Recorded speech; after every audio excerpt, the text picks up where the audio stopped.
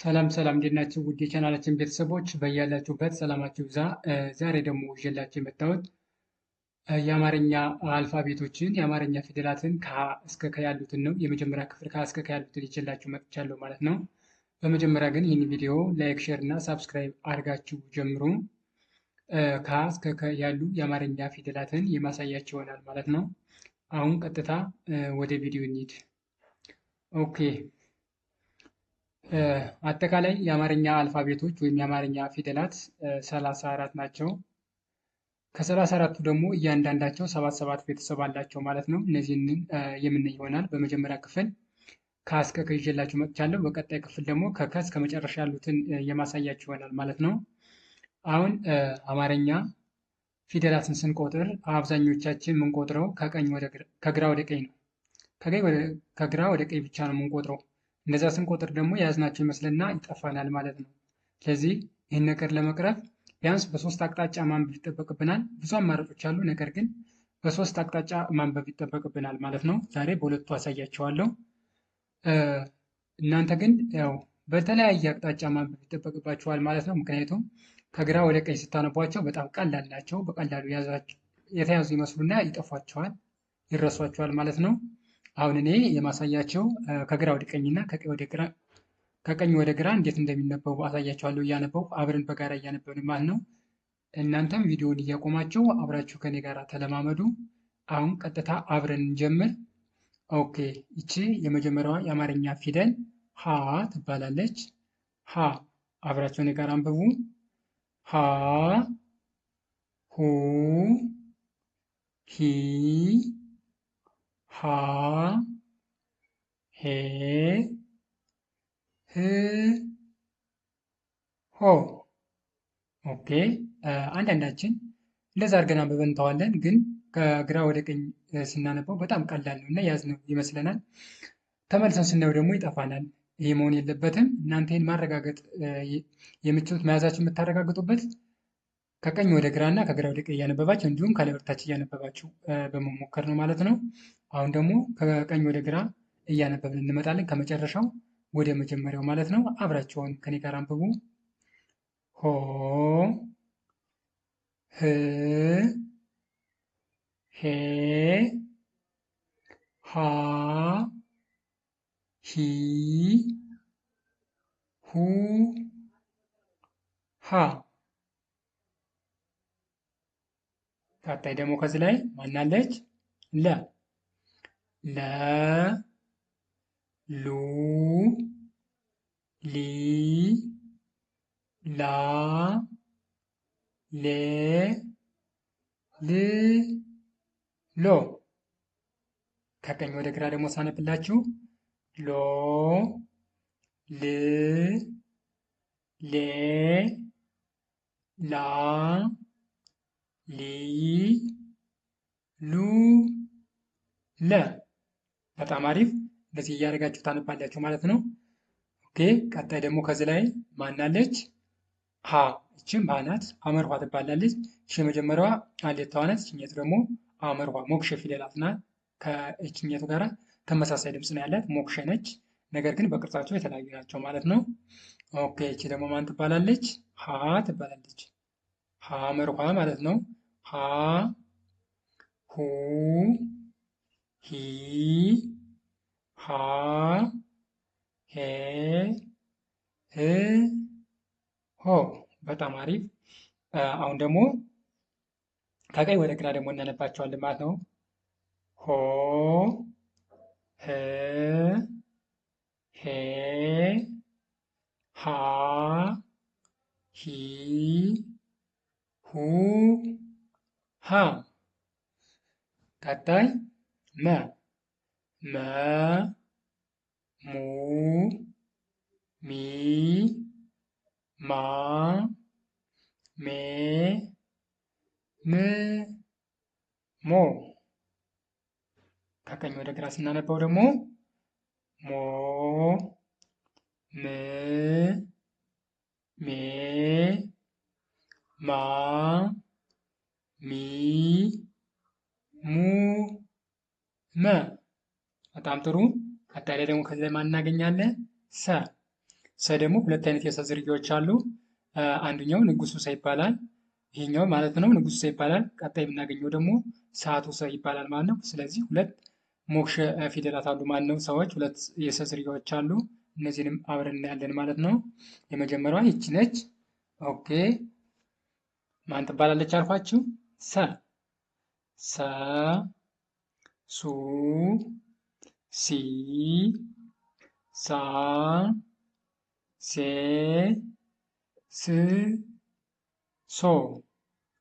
ኦኬ ከመጨረሻው ወደ መጀመሪያ ወይም ከቀኝ ወደ ግራ ስንመለስ ደግሞ ሶ ስ ሴ ሳ ሲ ሱ ሰ።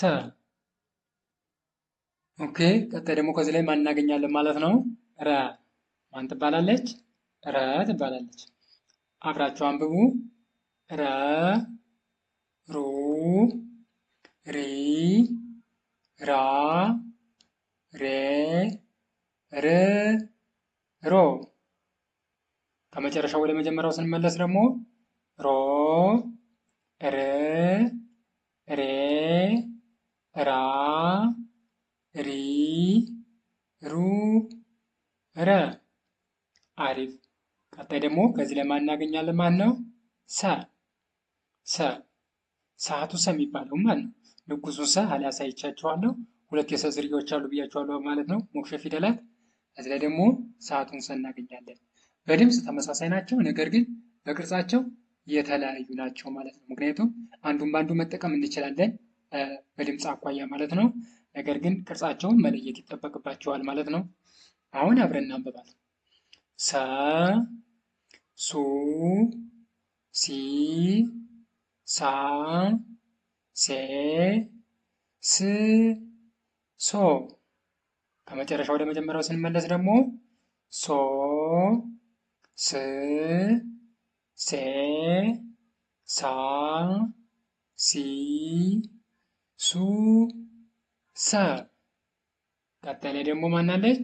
ሸ ሸ ሹ ሺ ሻ ሼ ሽ ሾ።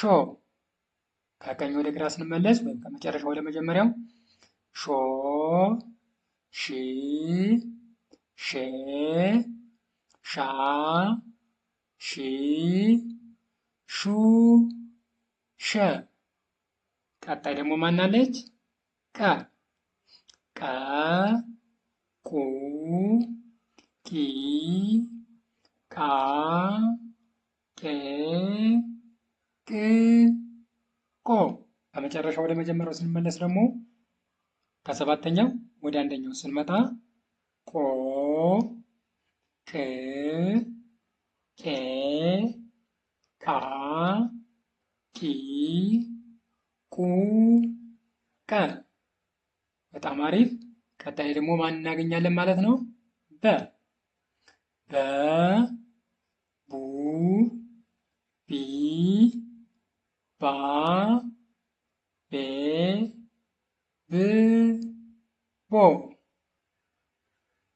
ከቀኝ ወደ ግራ ስንመለስ ደግሞ ቦ ብ ቤ ባ ቢ ቡ በ። ቀጣይ ደግሞ ከዚህ ላይ ማን እናገኛለን? ተ እናገኛታለን ማለት ነው። ተ ተ ቱ ቲ ታ ቴ ት ቶ። ከቀኝ ወደ ግራ ስንመለስ ቶ ት ቴ ታ ቲ ቱ ተ። በጣም ጥሩ። ቀጣይ ደግሞ ማን እናገኛለን ማለት ነው? ቸ። አያት ከና ከቸ የሚለያዩት ቸ ሁለት እንትን ያለ ሁለት አግዳሚ መስመር አላት። አንድ ካናቷ ላይ እና አንድ ደግሞ እንደተ ያለ ማለት ነው። ነገር ግን ተያት ምንም ነገር የላትም። አንድ ብቻ አንድ አግዳሚ መስመር ከወገቧ ላይ ብቻ ነው ያላት ማለት ነው። ኦኬ ች ማናት አልኳችሁ? ቸ ቸ ቹ ቺ ቻ ቼ ቺ ቾ። ከመጨረሻው ወደ መጀመሪያው ስንመለስ ደግሞ ቾ ቺ ቼ ቻ ቺ ቹ ቸ። ኦኬ በጣም አሪፍ። ቀጣይ ደግሞ ማን እናገኛለን ማለት ነው? ይችን ሀ እናገኛለን። ሀ ሶስት አይነት የሀ ዝርያዎች አሉ። የመጀመሪያዋ ሀሌታዋ ትባላለች። ቀጣይ ደግሞ ያገኘናት አመርኋ ትባላለች። ችኛይቱ ደግሞ ሶስተኛዋ የሀ ዝርያ ናች። ማን ትባላለች? ብዙኃን ሀ ትባላለች። ስለዚህ ስንት አይነት የሀ ዝርያዎች አሉ ብያቸዋለሁ? ሶስት አይነት የሀ ዝርያዎች አሉ። ሀሌታዋ፣ ሐመርኋና ብዙኃን ሀ ማለት ነው። ነገር ግን በቅርጽ ሁሉም የተለያዩ ናቸው። ስለዚህ ይህችንማ አብረን እናንብባት። ሀ ሁ ሂ ሃ ሄ ህ ሆ። ከመጨረሻው ወደ መጀመሪያው ሳነበው ደግሞ ሆ ህ ሄ ሃ ሂ ሁ ሃ። ቀጣይ ደግሞ ከዚህ ላይ ማናለች?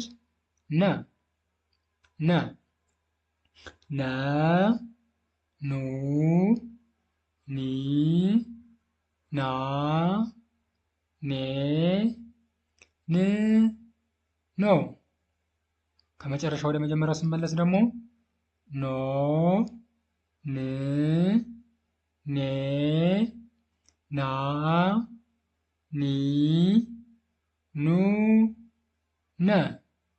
ቀጣይ ኘ ኙ ኚ ኛ ኘ ኚ ኞ።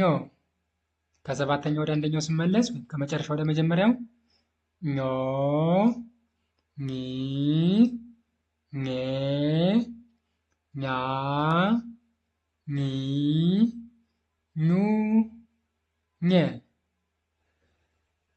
ቀጣይ ደግሞ ማን እናገኛለን ማለት ነው? ይችንን ፊደል እናገኛለን። ይቺ ደግሞ አ ትባላለች። እንዲሁም በተመሳሳይ አም ሞክሸ ፊደል አላት ማለት ነው። ይችኛቱ አልፋ አ ትባላለች። ቀጣይ ደግሞ አይኑ አ የሚባለውን የምናገኘው ይሆናል ማለት ነው። በቀጣዩ ክፍል ያን ይዤላችሁ መጣ ይሆናል። በዛሬው ክፍል አልፋ አ የሚባለውን ነው ይዤ የመጣው ማለት ነው። ስለዚህ ይህንን አብረን እናነባለን። አ ኡ ኢ አ ኤ